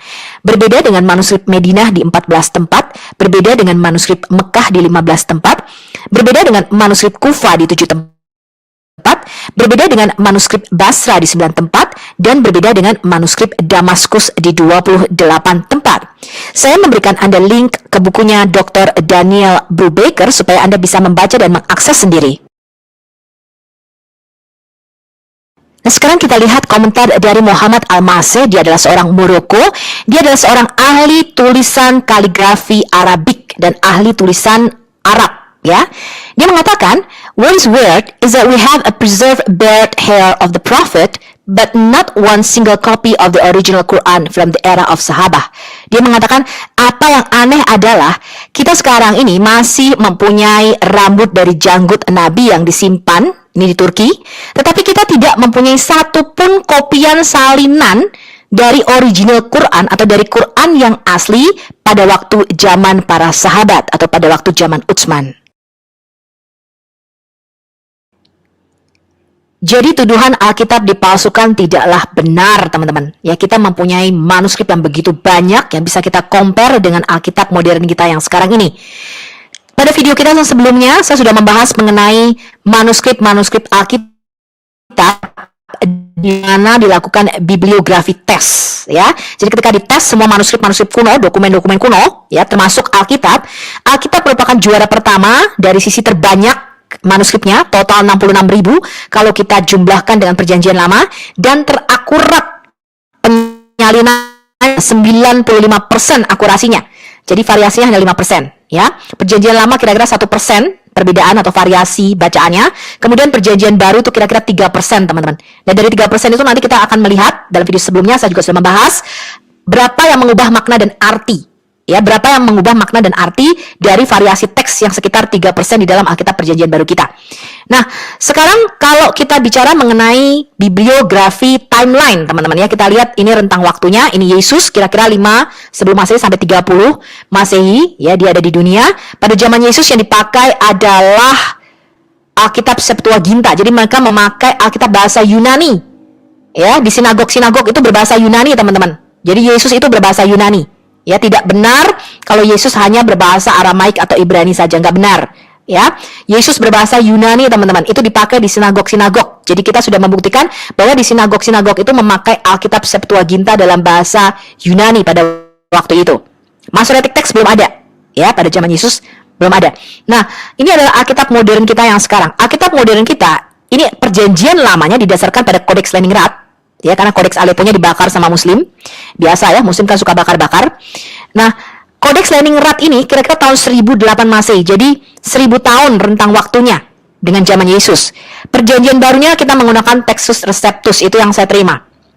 Textus Receptus Desiderius Erasmus pada abad ke-15 ketika dia mengkanonisasi Textus Receptus ini ya sebagai terjemahan daripada Alkitab kita, dia menggunakan dasar Alkitab Latin Vulgata dan manuskrip Bizantin. Jadi manuskrip Bizantin ini adalah manuskrip yang mewakili 95% dari total manuskrip Alkitab Perjanjian Baru dalam bahasa Yunani kita. Ya, jadi ada 4 famili manuskrip: Bizantin, Alexandria, Western, ya, dan juga Kaisaria. Dan Alkitab di seluruh dunia ini biasanya hanya menggunakan, kalau tidak manuskrip Bizantin, ya manuskrip Alexandria yang kita sebut dengan critical text, ya. Nah, ketika ditemukan The Dead Sea Scroll yang kira-kira hampir 3 abad sebelum Yesus lahir ke dunia, dicocokin dengan Kodeks Leningrad, dicocokin dengan Alkitab modern kita, cocok teman-teman. Ya, jadi perubahannya hanya sekitar 1% dan itu pun tidak berubah makna dan arti. Jadi catatan kaki itu tidak masalah bagi kita orang Kristen, teman-teman, karena bagi kita Alkitab itu bukan diturunkan dari surga untuk dihafalin titik komanya, bukan. Tapi untuk kamu mengerti message-nya. Makanya diedit ya sama Nabi Samuel, kitab Yosua itu diedit, ya ditulis, maka nama kota itu sekarang adalah ini. Itu diedit, teman-teman, ditambahin di situ. Supaya ketika mereka membaca, generasi yang selanjutnya ini mengerti, karena terpaut rentang waktunya ratusan ribuan tahun. Ya, jadi supaya pembaca ini mengerti, bukan supaya dihafalin. Ya, jadi mereka menambahkan catatan kaki, siapa si Ayub dan sebagainya. Itu ada tambahan-tambahannya. Ya, tidak masalah. Kemudian Alkitab Perjanjian Baru kita juga ada tambahan, ada catatan kakinya. Nah, sekarang kalau kita lihat Islam bagaimana, teman-teman? Ya, mereka nggak punya Quran zaman Muhammad, apalagi. Ya, zaman Muhammad nggak punya. Zaman Utsman nggak punya juga, teman-teman. Quran tertua yang ada sekarang itu kira-kira pada masa Bani Umayyah. Ya, pada masa Khalifah Abdul Malik bin Marwan. Nah, Kristen itu punya semua manuskrip sebelum abad ke-7, jadi sebelum zaman Muhammad, dan masih tersimpan dengan baik, dapat dicocokkan dengan Alkitab modern sekarang. Di dalam kasus manuskrip Alkitab, kita itu kelebihan 110% ayat dari autografnya. Di dalam kasus manuskrip Quran, Quran sama sekali tidak mempunyai manuskrip zaman Muhammad, apalagi zaman Utsman abad ke-7. Manuskrip tertua adalah zaman Umayyah. Di dalam kasus manuskrip Quran, ayat yang hilang itu sebanyak 70% dari autografanya, dan ini saya buktikan berdasarkan semua sumber hadis sahih dan kitab-kitab Islam sendiri. Sekarang kita lihat perbedaan variasi Quran modern. Perbedaan variasi Arabik Quran yang ada sekarang ini tidak merujuk kepada Sabatu Aruf atau 7 Aruf pada zaman Muhammad, karena sudah disatukan oleh Utsman, dibakar semua yang berbeda-beda, ya, disatukan di dalam versinya Utsman. Nah, perbedaan variasi 27 versi Arabik Quran yang sekarang itu merupakan variasi dari Razam Utsmani. Ya, jadi dari Razam Utsmani tadi berkembang lagi variasi bacanya berbeda-beda walaupun sudah disatukan. Total sekarang yang sudah kita temukan ada 93.263 perbedaan dari ke-37 versi Arabik Quran modern sekarang ini. Ini contohnya surah 2 ayat 58, teman-teman. Versi Hafs menyatakan kami akan mengampunimu, versi Kalung menyatakan dia akan mengampunimu. Jadi siapakah kami atau dia di sini? Ini Quran surah 2 ayat 184. Versi Hafs menyatakan seorang miskin, tapi versi Hisham ibn Ammar menyatakan banyak orang miskin. Jadi bagi mereka yang tidak berpuasa, apakah cukup memberi makan satu orang miskin saja atau harus memberi makan banyak orang miskin? Ini Quran surah 2 ayat 251. Versi Hafs mengatakan mengusir, sedangkan versi Wars al-Azraq menyatakan membela. Jadi apakah Allah mengusir sebagian orang atau membela sebagian orang? Apakah aksi yang Allah lakukan mengusir yang merupakan aksi aktif menyerang atau membela yang merupakan reaksi dari tindakan aktif menyerang? Quran surah 3 ayat 37, versi Hafs mengatakan dia dalam kurung Allah menjadikan Zakaria pemeliharanya. Tapi Quran versi Al-Basi mengatakan dia Zakaria menjadi pemeliharanya. Apakah Allah menjadikan Zakaria pemelihara Maryam ataukah Zakaria sendiri yang memutuskan untuk menjadi pemelihara Maryam? Apakah aksi ini merupakan tindakan yang diambil Allah atau Zakaria? Ini surah 3 ayat 79. Versi Hafs menyatakan kau mengajarkan, tapi versi Yakub menyatakan kau mengetahui. Apakah umat yang percaya mengajarkan Alkitab atau mereka hanya mengetahui Alkitab saja? Apakah mengetahui Alkitab itu sama dengan mengajarkan Alkitab? Quran surah 3 ayat 146, versi Hafs menyatakan berperang, versi Al-Susi menyatakan dibunuh. Apakah para nabi itu berperang atau mereka dibunuh? Jika aku adalah nabi, maka aku lebih memilih berperang daripada dibunuh, karena yang berperang itu belum tentu mati. Ini adalah contoh Quran surah 4 ayat 13, versi Hafs menyatakan dia akan memasukkannya, dan versi Al-Asyabani menyatakan kami akan memasukkannya. Dan kata dia atau kami ini banyak sekali perbedaannya ya teman-teman ya. Jadi ada banyak sekali versi Quran yang kita temui seperti ini. Ada yang menyatakan dia, tapi versi lainnya menyatakan kami. Ini contohnya An-Nisa ayat 43 teman-teman. Versi Hafs menyatakan kau menyentuhnya dalam kurung secara seksual, jadi kamu telah menyentuh perempuan. Kemudian versi Wars menyatakan kau menyentuhnya tetapi non-seksual teman-teman. Nah, apakah kamu boleh sholat setelah menyentuh wanita secara seksual atau hanya menyentuhnya saja tanpa tindakan seksual? Yang manakah yang benar? Ini contoh lainnya yaitu Quran surah 7 ayat 190. Versi Hafs menyatakan sekutu, versi Syubah menyatakan politeisme, teman-teman. Jadi, apakah seseorang atau sebuah praktek agama yang diberikan kepada anak-anak Adam di sini? Ini adalah Quran surah 10 ayat 2, teman-teman. Versi Hafs menyatakan dua tukang sihir yang nyata, versi Ibn Jamas menyatakan pekerjaan sihir yang nyata. Apakah laki-laki yang menerima wahyu dituduh sebagai tukang sihir atau menerima wahyu merupakan sihir? Ini adalah Quran surat 15 ayat 8. Versi Hafs menyatakan kami dalam kurung tidak menurunkan. Kemudian versi Kalun menyatakan malaikat-malaikat tidak turun. Apakah Allah mengirim malaikat-malaikat turun ataukah malaikat-malaikat turun sendiri? Siapakah yang melakukan aksi memerintah di sini? Allah atau malaikatnya? Ini adalah surat 18 ayat 86. Versi Hafs menyatakan berlumpur hitam dan versi Ibn Jamas menyatakan air yang sangat panas, teman-teman. Tentunya ada perbedaan besar antara laut yang berlumpur hitam dan air yang sangat panas.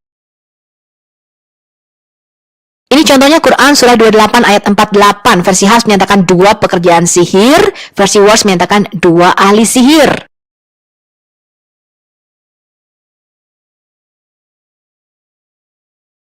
Contohnya Quran surah 34 ayat 40, versi Hafs menyatakan dia akan mengumpulkan mereka, versi Wars menyatakan kami akan mengumpulkan mereka, dan ini banyak sekali ya. Jadi siapakah yang akan mengumpulkan orang-orang itu? Jumlahnya satu, Allah, tunggal, atau kami, sekelompok makhluk teman-teman. Nah, perbedaan ini banyak sekali ditemui. Ini saya hanya akan memberikan contohnya. Kalau saya berikan semua nanti videonya panjang sekali ya. Ini adalah contoh Quran surah 40 ayat 26. Versi Hafs menyatakan atau dia akan menimbulkan kerusakan, dan Quran versi Al-Basi menyatakan dan kerusakan timbul. Sekali lagi, akankah Musa menimbulkan kerusakan di bumi atau kerusakan itu muncul dengan sendirinya? Siapakah yang mengakibatkan terjadinya aksi di sini? Musa atau bukan?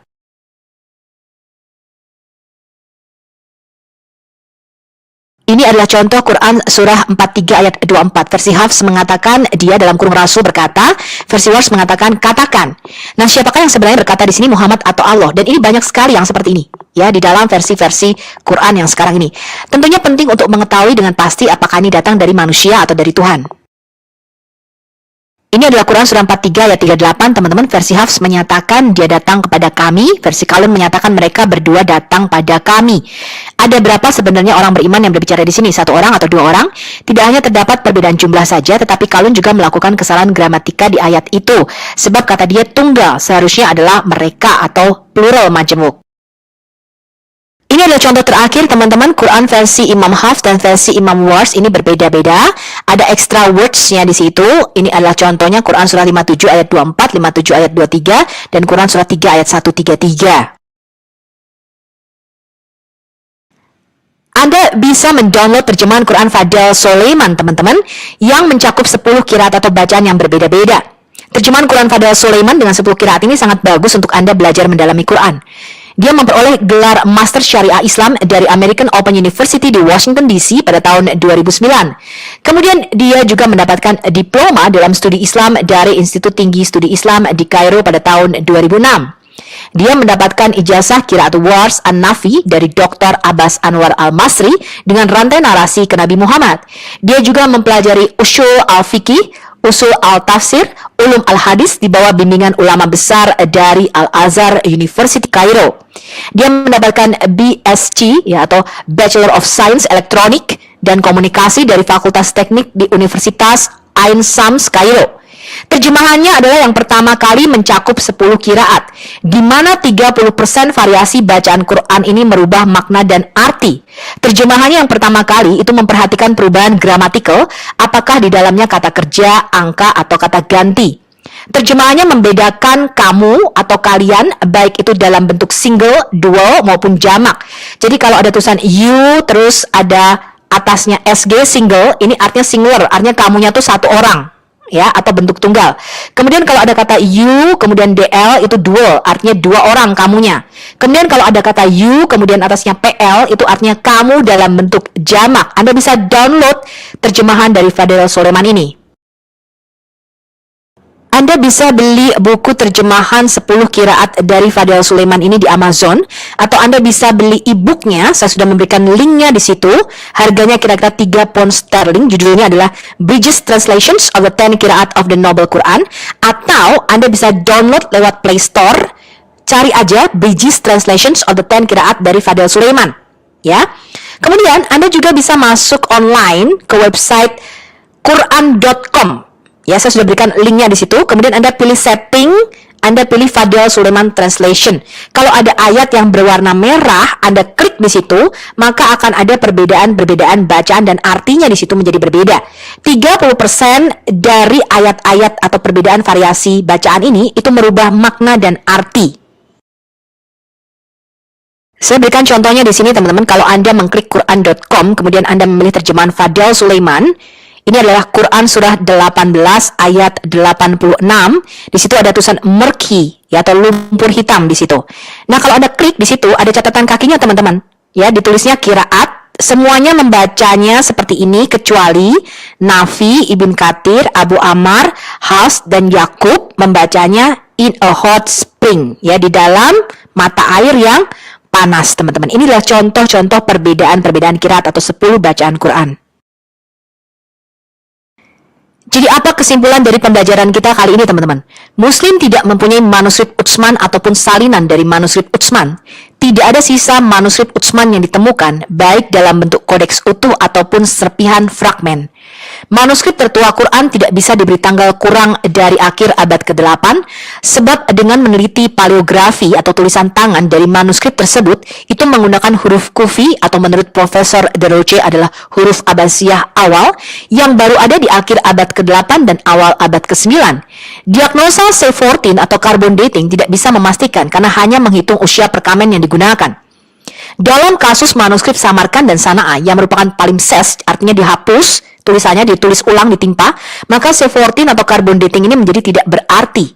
Tidak ada manuskrip yang utuh dan sama persis dengan Quran edisi Royal Cairo 1924 yang digunakan Muslim sekarang. Jadi Muslim sekarang ini tidak bisa merujuk pada sabatu ahruf. Jadi perbedaan bacaan itu bukan merujuk pada 7 ahruf pada zaman Muhammad, karena sudah dibakar semuanya, disatukan oleh Utsman.